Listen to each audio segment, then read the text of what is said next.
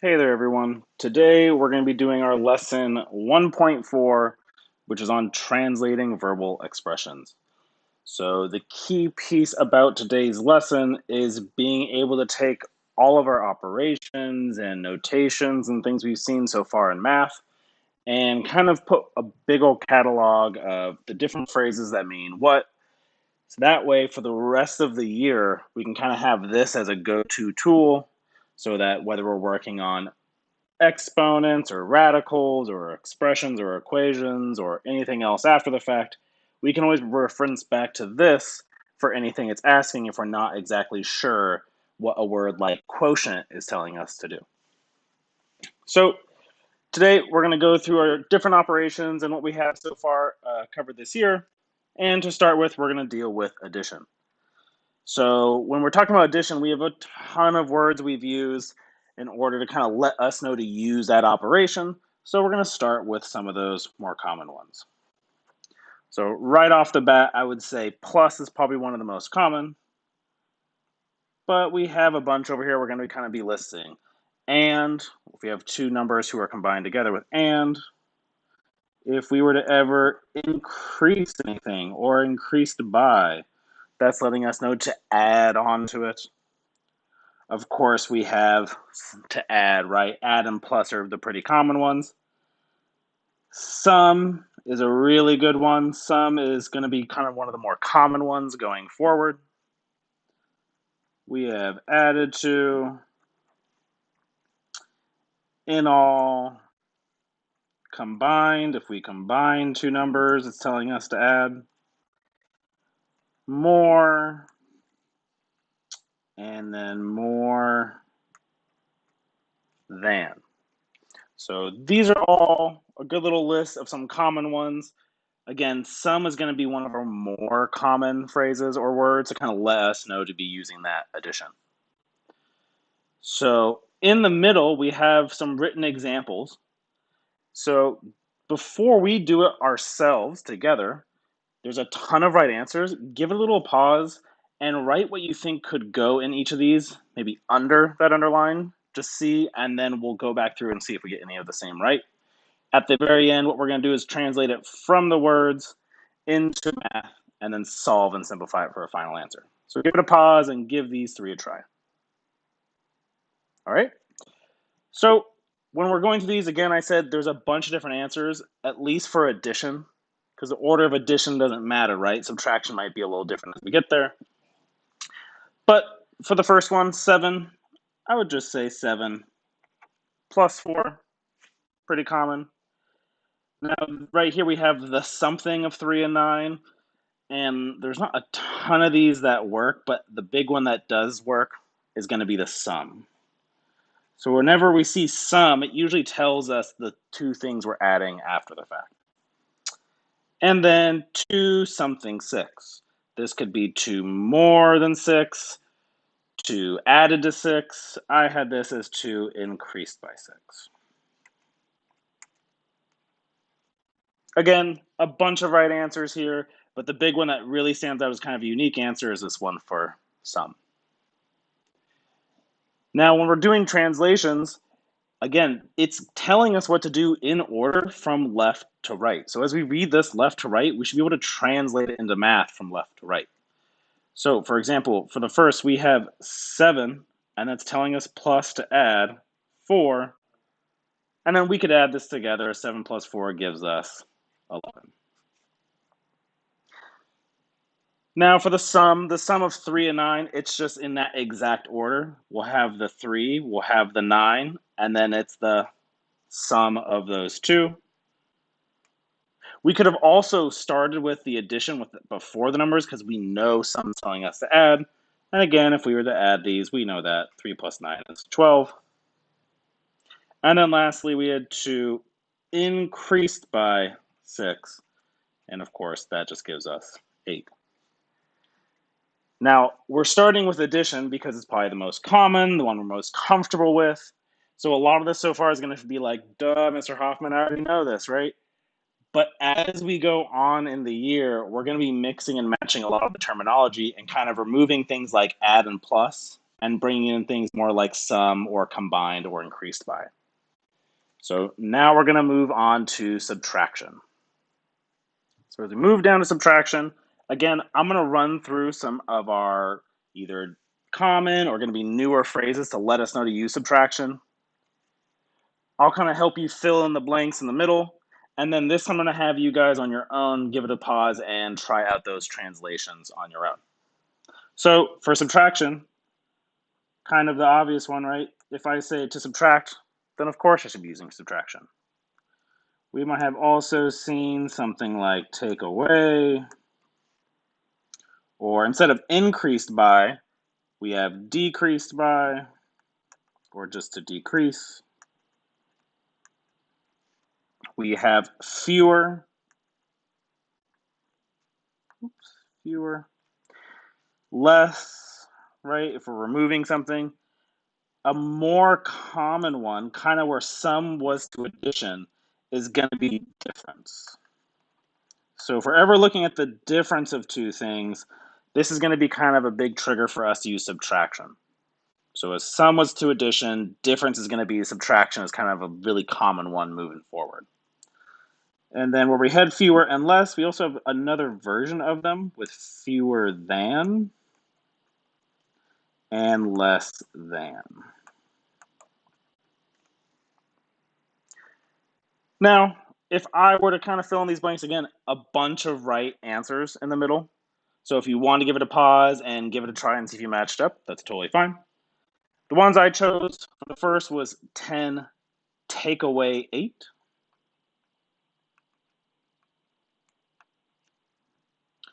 One, and I chose here fewer than 11. And then lastly, I had the, again, key one we're going to be using a lot of, the difference of 20 and 5.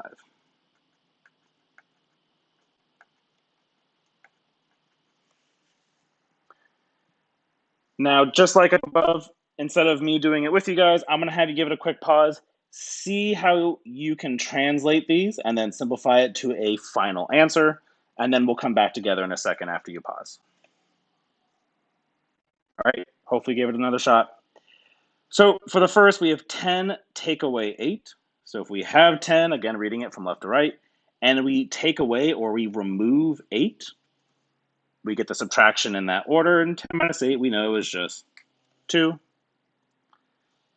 I'm going to skip this middle one for a second. I'm going to jump down to the difference. So the difference, just like above where I said we could have done addition first because it's telling us sum, if I see the difference, I can already assume subtraction. Well, the subtraction of what? 20 and 5. And again, those will go in order from left to right. Now comes to a special one. In fact, I'm going to give that a star over here, fewer than. I'm also going to do the same thing to less than. And I'm also going to jump back up to addition to where it says more than.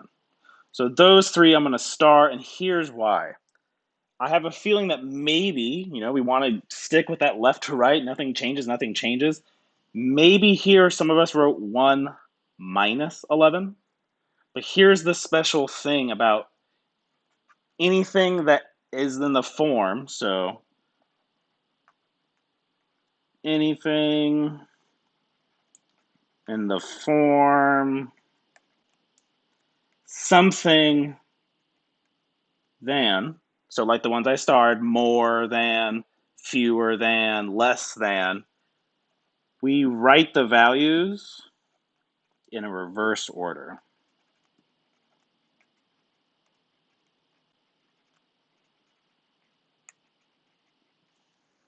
And here's why. If I have 1 fewer than 11, I'm not starting with 1 and then removing 11 things, right? I'm starting with 11 and I have 1 fewer than it. So whenever you see that fewer than, your starting point's actually the second number. And then you'd remove the fewer than or less than from the beginning. So 11 minus 1, and that's going to give us 10. And again, I'll star this one all the way through. that fewer than or less than, the order is really going to matter. Now, I starred the 1 in addition, right? It says more than. So if I had 1 more than 11, it would be 11 first plus 1. But the safe thing about addition is the order won't matter, so you can still get the right thing. So it's really a focus to do when we're doing subtraction. If we see fewer than or less than, if we ever see that than word, it should be a trigger for ourselves to write it in the reversed order. So that's it for the first page. Few key things. Sum is going to be a really big thing for addition going forward. Difference is going to be a really big thing for subtraction going forward. And anything that ends in than as the phrase is going to be telling us to flip the order of those numbers. And now we move on to multiplication on the second page. As we move on to the second page, we start at the top with multiplication. And multiplication is a lot like addition, right? Where the order doesn't matter. So a lot of these aren't going to be as tricky as it is with, say, subtraction. So we'll go a little quicker on multiplication. So some key phrases here on multiplication. We have times, like 3 times 5. Product.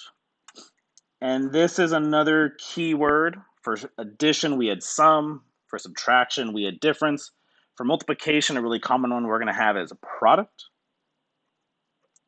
You might also see this as multiple or multiplied by.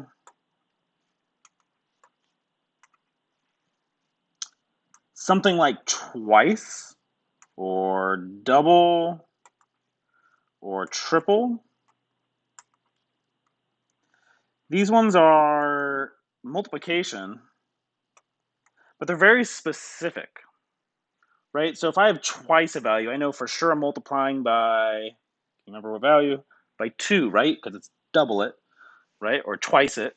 Triple, that means for sure whatever that number is, I multiply it by 4, or sorry, by number 4, by 3. So some phrases in here are already telling me what to multiply by.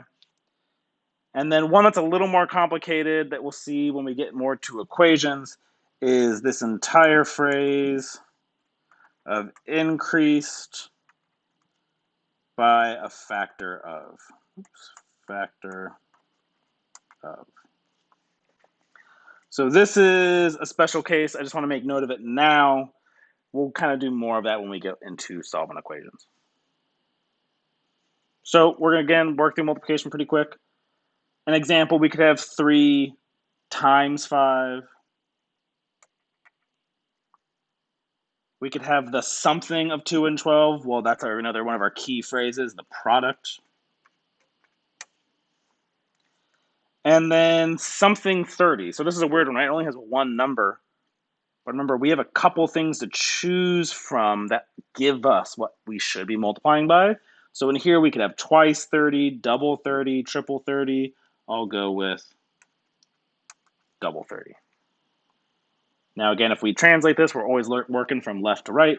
So we have 3 times 5, and that gives us 15. And I'm going to mix up some of our different notation for multiplication here just to remind us. We have the product. So if we have a product, sometimes we start with a little x. And what's that product of? It's a product of 2 and 12.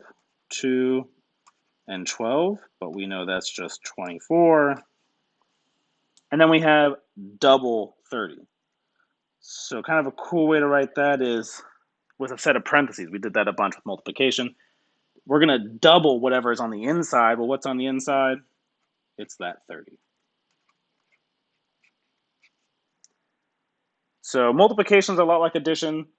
A lot of these phrases we've seen a ton of, and there's not much of a trick behind any of them. We don't got to flip the order much.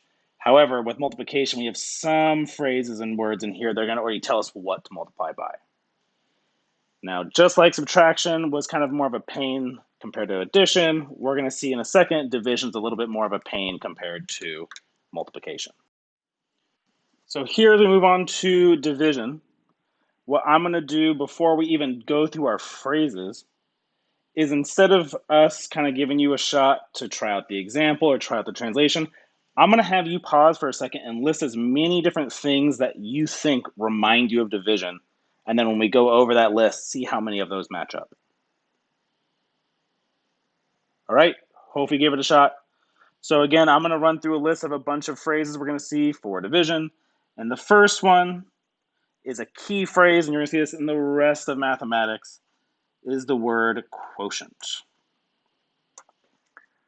So where we had the product for multiplication, the difference for subtraction, and the sum for addition, we have the quotient for division. Another really common word is going to be the ratio. So if we have a ratio of two numbers, that means one over the other. Of course, division itself, or divide, or divided by. We could cut something in half, and this is another specific one, right? So we could have a half, or 1/4, or 1/5, and that's telling us already what to divide by. So reminder, half is to divide by 2, cut it in half. Another phrase you might have is percent. So a percent of something is telling us to use division. An easy way to find any of our percents on an assignment is divide how many we got points-wise over the total, so that's our percents. And sometimes you might see it as, oops, if I could spell it right, split up into. And that's more when we're describing division, right? If we have division, we have this whole and we split it into a bunch of smaller groups. Less common, but you might see this really commonly in word problems kind of coming up. So just see how many of these matched up your originals that you guys guessed. And now we're going to kind of move on to our example and translation. So we have the something of 10 and 5, and we kind of see this trend.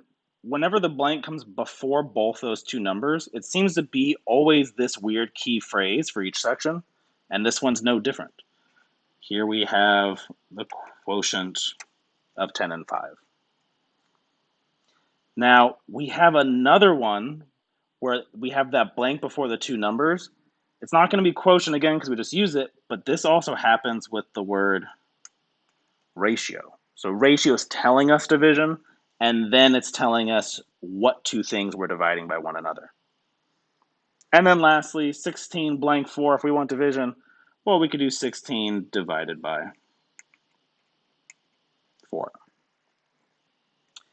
Now again, we can write division with this symbol, but we're going to do it less and less and less this year as we move into the fraction form. But if it's telling me quotient, I can put that down first, and then it's telling me what two numbers in order from left to right to put down for my division. So we have 10 divided by 5, the quotient of 10 and 5. Now again, like subtraction, division, the order does matter. 10 divided by 5, that gives me 2. But if I flip the order on this, I get 1/2. So you want to make sure when you divide, you have it in the right order. So next here we have ratio. Ratio, again, is telling me to use division. So I'm going to do this one as a fraction. And then instead of it being from left to right, when I read it left to right, as a fraction, that's always going to translate from top to bottom. So our 24 was up top, and that 3 was on the bottom. Well, 24 divided by 3, we know that. We just did a ton with fractions. That gives us 8. And then lastly, 16 divided by 4. This one's nice and straightforward. We got 16. We divide it into 4 different groups, and we get a 4. So before we move on to the last two things of parentheses and talking about equality, reminder of our 4 different operations. For addition, we had our sum. Difference, we had for subtraction. Product, we had for multiplication. And then quotient for division. And those are kind of the main 4 words we're going to use for those operations. So now we'll move on. So here we come to the very bottom of the page where we got 2 more things that aren't necessarily operations but do show up a ton in mathematics and especially in word problems. And the hardest of those is dealing with parentheses. So I'm going to give us kind of a few different phrases for that. And there's going to be a key thing in all of them that we see if you can catch it. So I'm just going to list them out first. We have the quantity of, something like twice or double or triple the sum of. We might have times the sum of. We might have times the difference, and I'm going to abbreviate that with DIFF period of. We might have times the quotient of, and I'm going to stop my list there. See if you recognize the key thing that all of these have, besides the word in them. It's that they all end in of.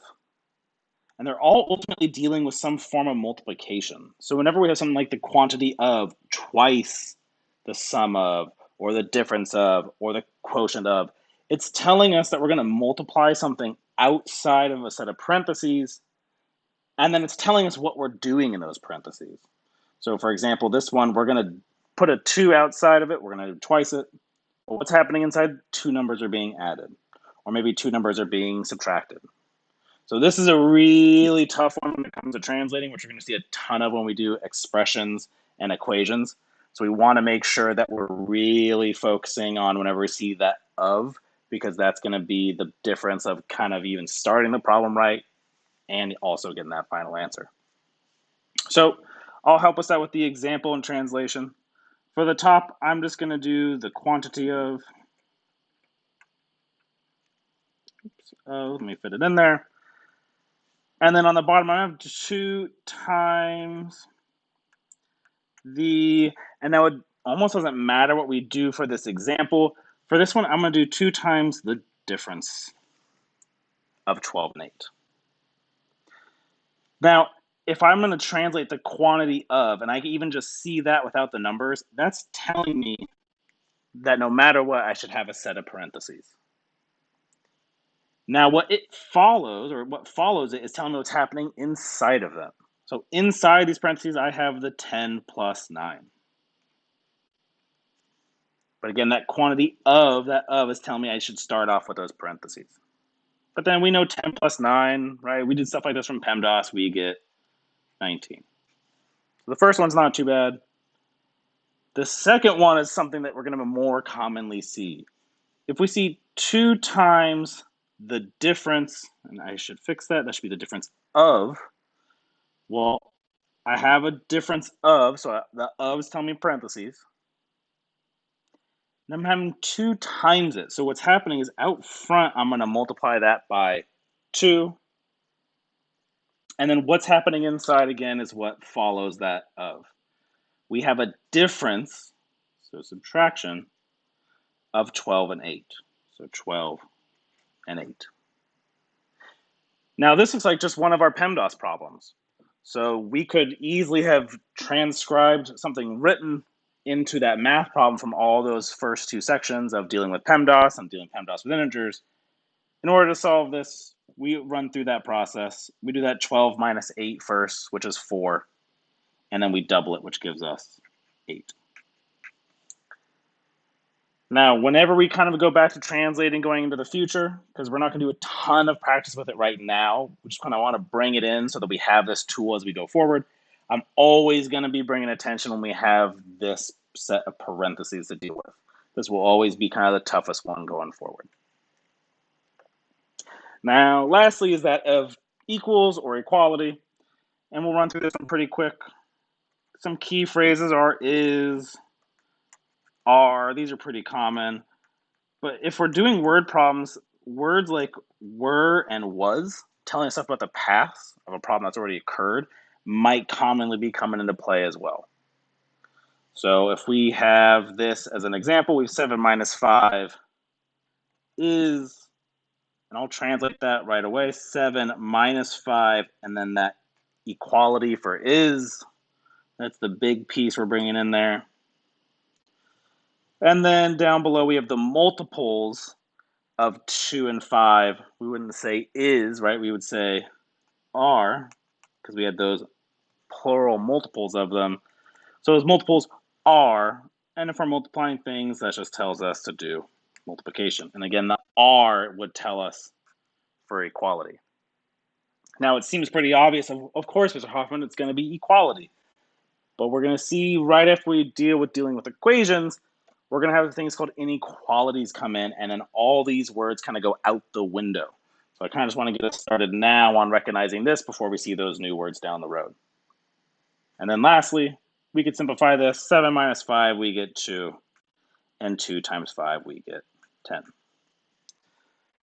Now, a lot of this may and should be reviewed. Some of it may not, especially with dealing with parentheses. And we're not going to spend a ton of time practicing this translating, only about a day and a half of it or so. But this is going to be coming into play in every single section going forward to some degree, if nothing else, for you to be able to tell me what's going on through all this different vocab. And that wraps up our 1.4 notes.